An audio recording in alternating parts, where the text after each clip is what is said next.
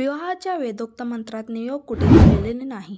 विवाह विधेयक शास्त्रातही कुठेच विधवेचा उल्लेख नाही. परंतु पुरुष मात्र रोगी, कलंकित, निंदनीय नसलेल्या प्रकृती सुदृढ अशा स्त्रीस विधिवत विवाहोपरांत गृहिणी बनवल्यानंतरही तिला सोडू शकतो. अर्थात सडक्या माणसालाही स्त्रीने देवता समजावे आणि पतीने स्त्री पसंत न पडल्यास सोडून द्यावे. पुरुष विवाह शोकेखातर करू शकतो. जरी पहिली पत्नी विरोध करीत असलं तर तिला घरात कोंडून ठेवावे अथवा माहेरी पाठवून द्यावे, अथवा पुरुष दुसरा विवाह बळजबरीने करू शकतो. परंतु स्त्रीने असे केल्यास ती नरकाच्या मार्गाने जाणारी ठरते. ज्या प्रकारे गुलामी आणि तिरस्कृत कामे शूद्रांच्या जीवनातील अविभाज्य अंग झाले, त्याच प्रकारे गुलामी स्त्रियांच्या जीवनाचे अंग बनले.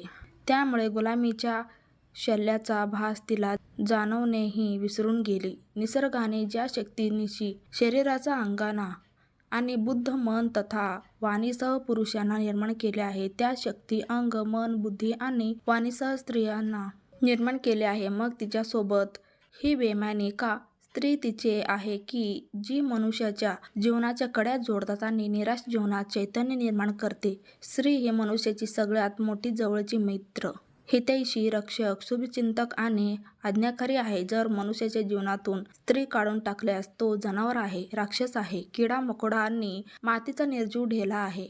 स्त्रीचे एवढे महत्त्व असूनही म्हणून आपल्या ग्रंथात आणि आपल्या रामायणात एवढी दुर्गती केली आहे की कोणतीही स्त्री जिला थोडेही आपल्या स्त्रीत्वाचा सन्मान आणि गौरवाची जाणीव आहे, ती अशा ग्रंथांची शिकवण कशी सहन करेल? त्या एक एक पान फाडून जाळून ग्रंथाची होळी करून टाकेल. आज स्त्री ही गुलाम, परावलंबी आणि आज्ञाकारी आहे. जेव्हा तिच्यात मानसिकदृष्ट्या सुदृढता येईल, माणसाच्या गुलामीतून बाहेर पडण्याची, तिला स्वतंत्र होण्याची संधी मिळेल, तेव्हा अशा ग्रंथाची ती होळी करेल. आज हिंदू स्त्रियांच्या जीवनातील गोष्टी इतक्या रसातळाच्या आणि शोषणयुक्त आहे की ज्याचे वर्णन अत्यंत दुःखदायी आहे. ज्या स्त्रिया घोषा, अफाला, विश्वंधारा, लोपामुद्रा, शर्ची, मौलमी, तिलोत्तमा, मागंदी, सीता, मीरा, झलकारीबाई, पन्नाबाई, चांदबिबी यांसारख्या विद्वान, भक्त, वीर आणि विश्वसनीय स्त्रिया होऊ शकतात, त्यांची तुलना आजपर्यंत पुरुषवर्ग करू शकला नाही. परंतु दुःख आहे की अशा स्त्रियांना मनुस्मृती आणि रामायणात जिवंत जाळून टाकण्याचा आदेश आहे. तसे तर स्त्रियांच्या या दैन्य अवस्थेसाठी हिंदूंचे सर्व ग्रंथ, वेद, शास्त्र, पुराण, स्मृती, धर्म, सूत्र इत्यादी कारणीभूत आहेत. परंतु हिंदू समाजाने रामायण आणि मनुस्मृतीला आपली सामाजिक, धार्मिक आचारसंहिता मानून त्यानुसार वागतात. त्यामुळे स्त्री दुर्दशेला रामायण आणि मनुस्मृतीच दोषी आहे. येथे हे सांगणे आणखी आवश्यक आहे की सवर्ण जातीतील स्त्रियांची जितकी दैन्य अवस्था या ग्रंथांनी केलेली, त्या तुलनेत शूद्रांच्या स्त्रियांची कमी आहे. पुरुष विवाह सुखासीन भोगाला अधिक स्वतंत्र आहे. स्त्रियांना गुलाम, दासी बनवल्या गेल्या, तिला नर्तकी आणि वेश्या सांगितल्या गेल्या, तिला राक्षसी, नरकाचे द्वार म्हटले गेल्या. ही सर्व रामायण आणि मनुस्मृतीचे देण आहे. हेच कारण आहे की आज ह्या दोन्ही ग्रंथाची होळी शूद्रच करीत नसून सर्व स्त्रीजातही जाळत आहे आणि अशा अमानवी ग्रंथांना आवश्यक जाळलेच पाहिजे.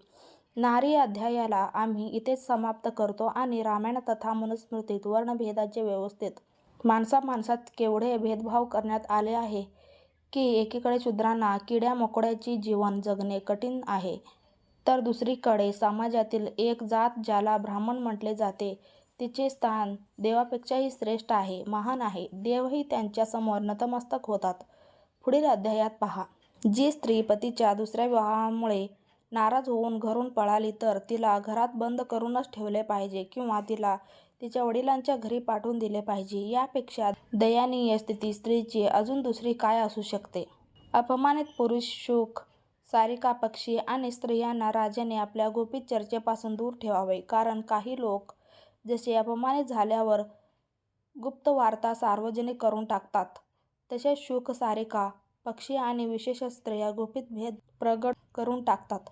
अर्थात स्त्री विश्वसनीय जीव आहे, त्यामुळे राजकीय घडामोडीतील तिचा सहभाग अयोग्य ठरते.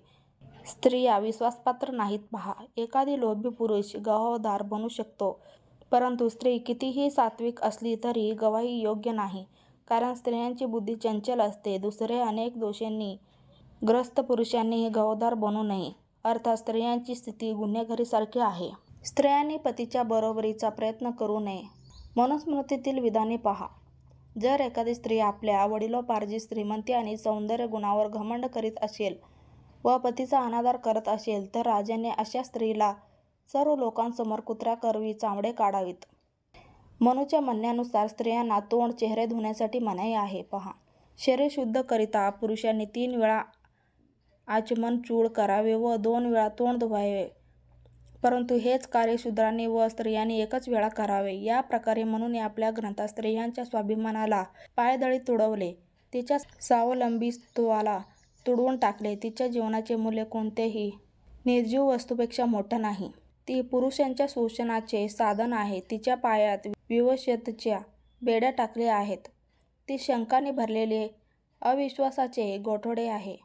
तिची अस्मिता पुरुषांच्या कुशीवर समर्पित आहे आणि ती एक मूल्यहीन पुरुषांच्या योग्यस्वरूपी मातीचा पुतळा आहे. उपरोक्त उद्युक्त उदाहरणाद्वारे हे स्पष्ट आहे की तुलसी रामायण आणि मनुस्मृती ग्रंथात स्त्रियांना जे स्थान दिले आहे आणि तिच्या गुलामीची जी व्यवस्था दिलेली आहे त्यामुळे स्त्रियांची जात हजारो वर्षांपासून गुलामीच्या चक्कीत भरडल्या जात आहे, रडत आहे आणि उसासे टाकीत आहे.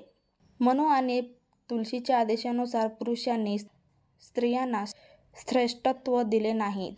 तिला नेवळ गुलामच बनवले नाही तर जनावर आणि निर्जीव धनासारखे तिची विक्री, दंड आणि तिच्यासोबत जंगली व्यवहार करण्याचेही मोकळा राहील.